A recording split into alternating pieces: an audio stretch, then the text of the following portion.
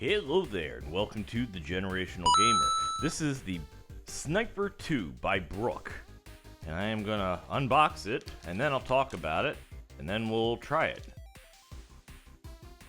So you may be wondering, well, what is the Sniper 2? Well, it's got a little button here and some USB ports here. Effectively, what you do is you plug your USB controller in here, your keyboard here, and your mouse here. And what this allows you to do is use a keyboard and mouse with your game console.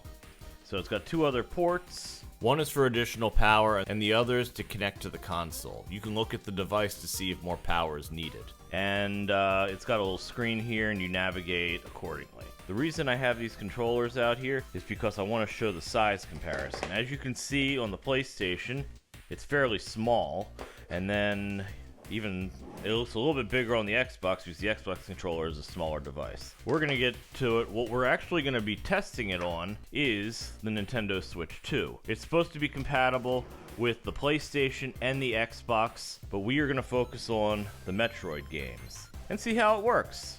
So I don't currently have the app for my iPhone, so I am not going to be able to do a wireless update on this device. So let's move right along to the wired firmware update.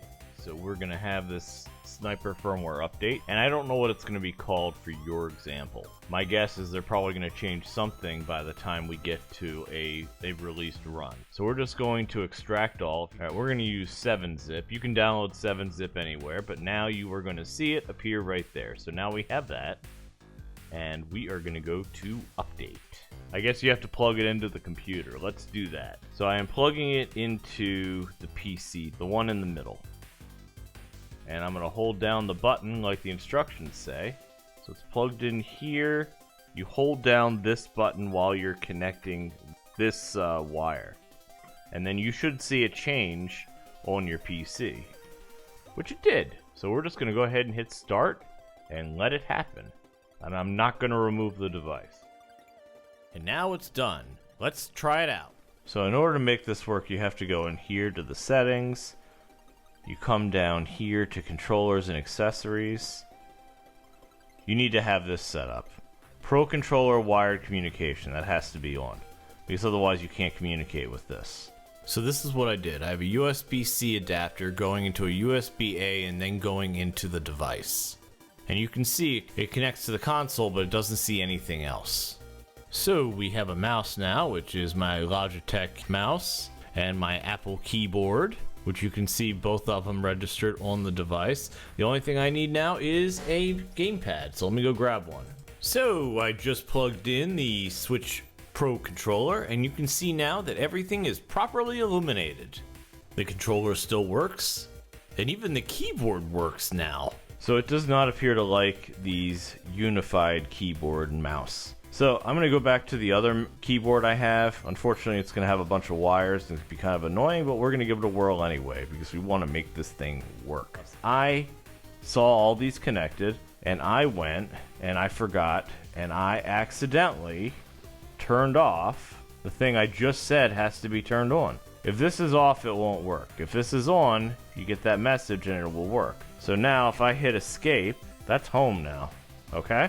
And you can see the mouse moves as well. So we're going to move all this stuff out of my way, and we are going to put Metroid in right here, and then we are going to play Metroid on this. And as you can see, I'm also using the upper USB port. So if you're playing in portable mode, you don't have to prop it up in a weird way. And we're just going to hit enter.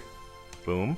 I could have just looked at this and saved myself quite a bit of time. Just because I want to show you all of them, let me give you the keys of the other consoles as well. They'll be right here.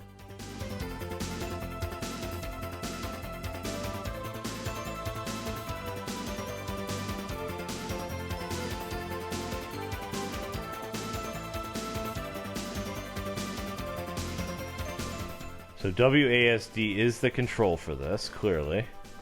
Ah, it's C. I mean, that is kind of cool that you can do this and you just click on it. I'm using a mouse. I don't know if I can get it on screen at the same time, but we're just going to hit C to keep on going. Now normally I would capture this. I'll just hit C because that's clearly start, or A. Now I'm not gonna play because I don't know if this is really what I'd do anyway. But we're definitely gonna give it a whirl. Oh wow, that's cool. Look. That is exactly what you would expect. So once you have test flight, you can use something you've been invited to. So I was invited to this. So now I can access the Brook Sniper 2. Now, you've got options. You can adjust the config list, which I'll get into in a moment. You can adjust macros. And then, of course, you can do something where you just adjust the lighting. And you can make it breathing. You make it steady. Actually looks kind of cool, but I bet it'd be distracting while playing. And you can make it sparkle. I think breathing or steady is fine. I would probably leave it in blue because that's my favorite color. You can adjust the degree of it however you want. I'd just leave it like that. Let's see what we have here. Yeah, we're not logging into any of that, so we don't care. But we will have to do a config. So you can do this. You can call it whatever you want. We're going to do switch because that's what I'm playing. You got your hotkey. You can set it for whatever you want. We're not adjusting that right this minute. But then you can adjust your sensitivity, your aim sensitivity, and all your different options, your dead zone. And honestly, this is very convoluted. You can adjust the keypad to adjust your D-pad, your side keys, all kinds of cool stuff in the first-person shooting world. It's not really my cup of tea. The macro's a little bit different, where this would basically set up a command so you execute a certain key and then it'll do what you need it to do. And it'll basically be a whole group of steps. Kind of like the back buttons on a Steam Deck. So, for example, if you have the back buttons on the Steam Deck and you need to do like Alt F4 to get out of a game, you can set that up where you've got multiple steps and you're able to do that. Similar type of thing over here.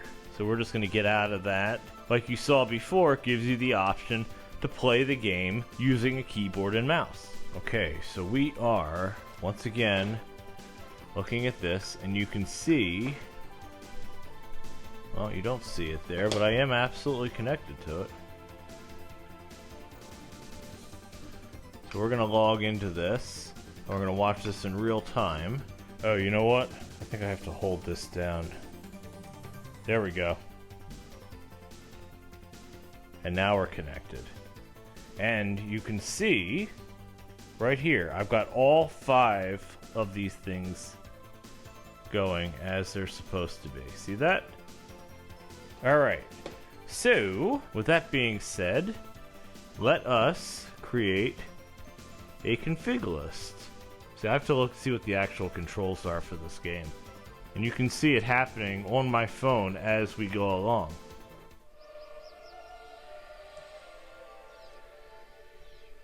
But you can see every time I touch a key, it adjusts it on my phone. Okay, so we're gonna...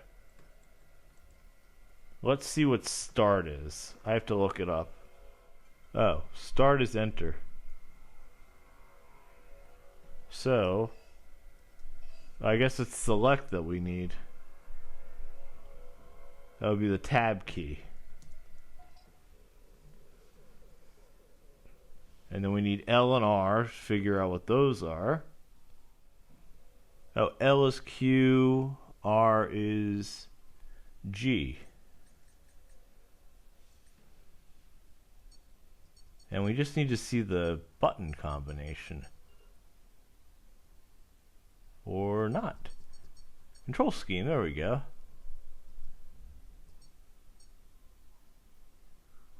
Nope, that's not going to help. I think I might just get used to it. How about that? My mouse needs a new battery. Keeps dying on me.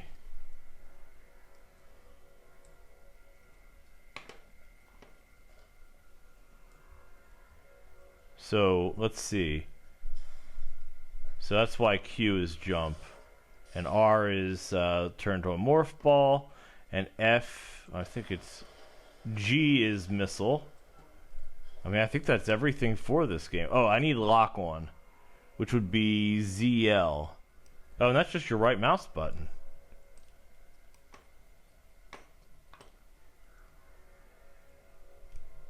Okay.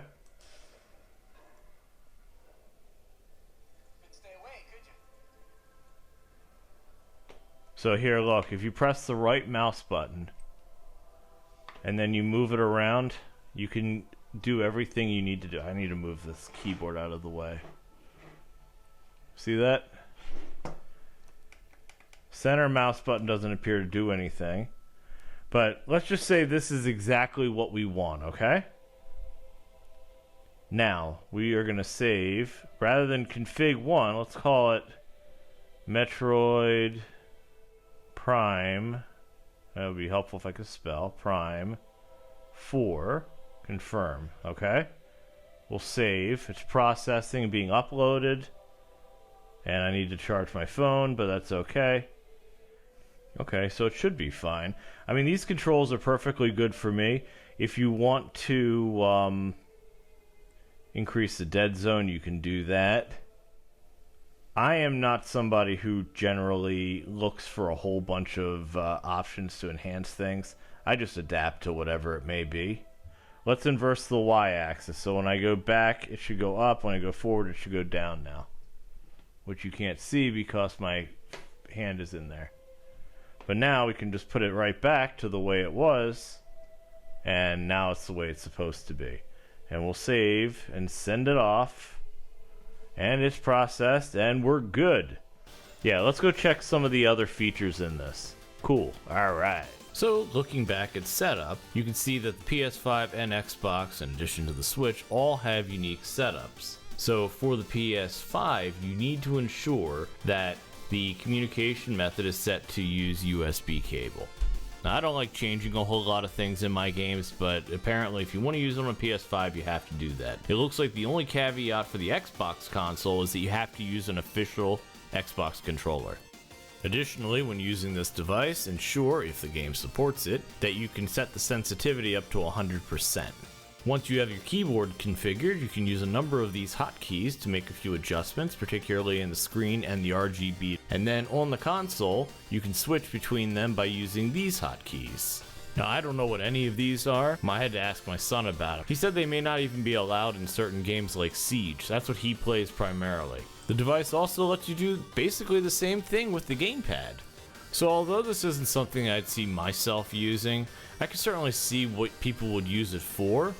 Let me know what you think. Let me know if you think that I should try something else with it. I'm open to suggestions, and I am not opposed to making additional videos on the thing. So give me some feedback, and I hope you liked the video. Thanks for watching. Have a good one. Bye-bye.